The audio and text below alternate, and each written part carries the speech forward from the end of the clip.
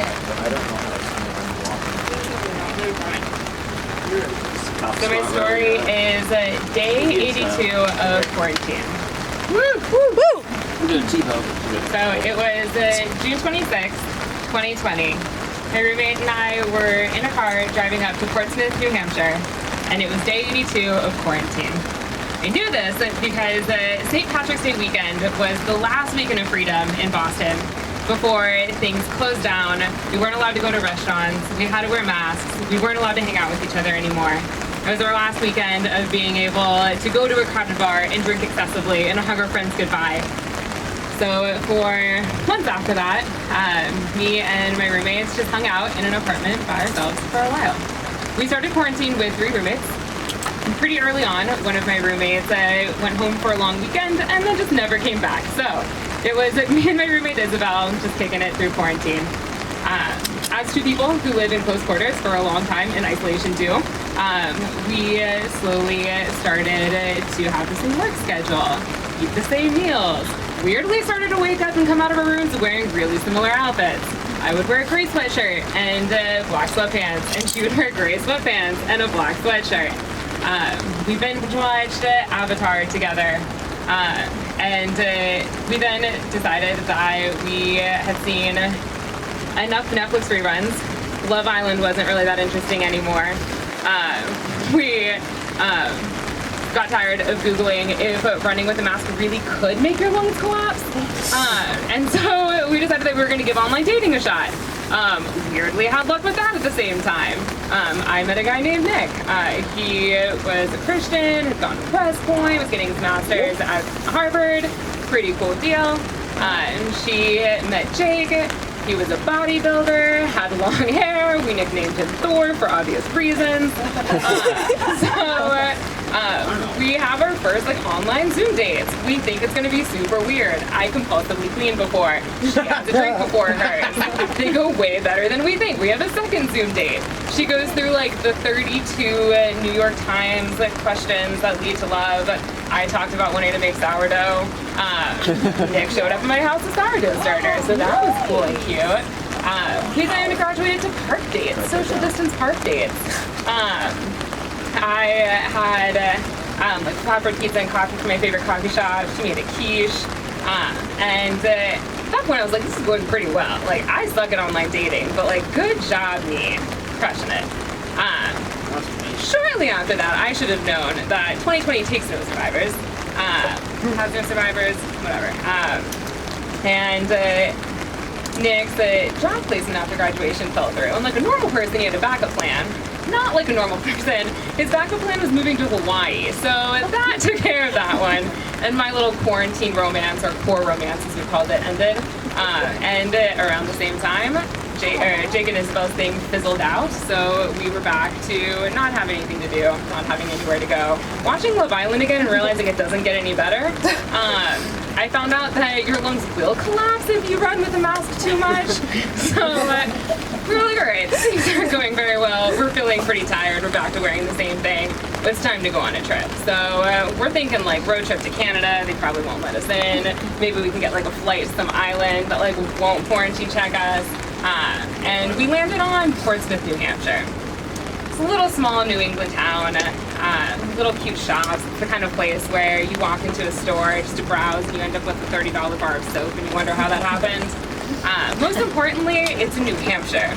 And if you don't know, the state motto of New Hampshire is live free or die. So while we're all quarantining in Massachusetts, they're up there living their lives. So we're gonna go to New Hampshire. So we look at the forecast and it's supposed to rain. And we're like, we are not having this. We are having our day trip. We don't care. We make a playlist. Quarantine did weird things to my sense of music. I added all of Harry Styles' new album because it's legitimately the only thing that I listened to for 2 months. And I added Down by the River because it's the only song that Isabel let me put on the playlist from Oh Brother Where Art Thou. Would have been better with the whole thing.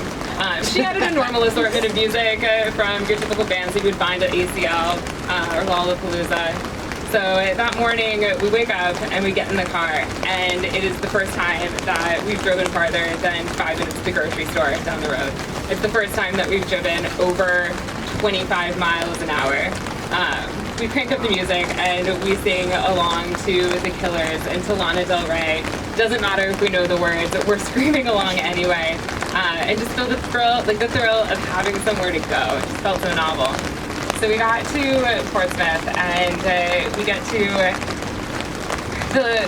we go first to the center of the town.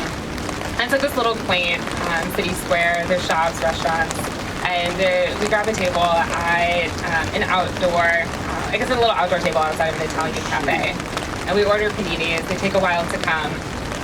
While we're sitting there, there's a street busker who's playing the saxophone, and it starts to drizzle, just like it is now. And it wasn't hard enough to really make us move. We were sitting underneath this really lovely tree that just was a perfect umbrella right over us. So as we just sat and ate our sandwiches and listened to the saxophone player, I just thought about the saxophone player at the subway stop that I would wait at whenever I was leaving work. He played this really awesome jazz music, and I wondered what he was doing. We sat in the rain, and I thought about sitting outside on my back porch reading a book while my grandma sipped coffee. And I thought about eating at an Italian restaurant with my family, and it being one of the only meals that a family who loves to rush finally sat down and enjoyed each other. And it was just this really sweet moment where everything just slowed down and was quiet. And then it started raining kind of like this, and it was a little too hard to ignore. And the tree didn't really make that great of an umbrella for too long, so we started ducking into some shops, and we went into a ceramic store and bought some matching blue ramen bowls for no reason other than we thought they were pretty. We never ate ramen out of them. We popped into some antique shops and some boutiques, and then we made our way to a thrift shop. And like online dating, I am terrible at thrift shopping. Whenever I was in college, my best friends would walk out like thrift shop trendsetters in a Macklemore video. And I somehow ended up with like a Cookie Monster t-shirt that seemed like a good idea at the moment, and then I walked out and realized that it was not a good idea at all.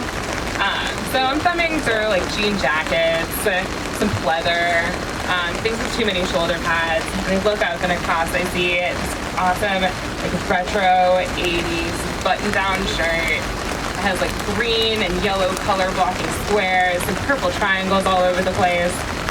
And I knew it was for me. I hadn't been shopping in like 82 days, but it was mine and I was gonna have it. Isabella ended up with like this rose pink body jumpsuit, and we walked out of the thrift store triumphant with our purchases, got in the car, and just drove home with the summer rain blasting all our music back.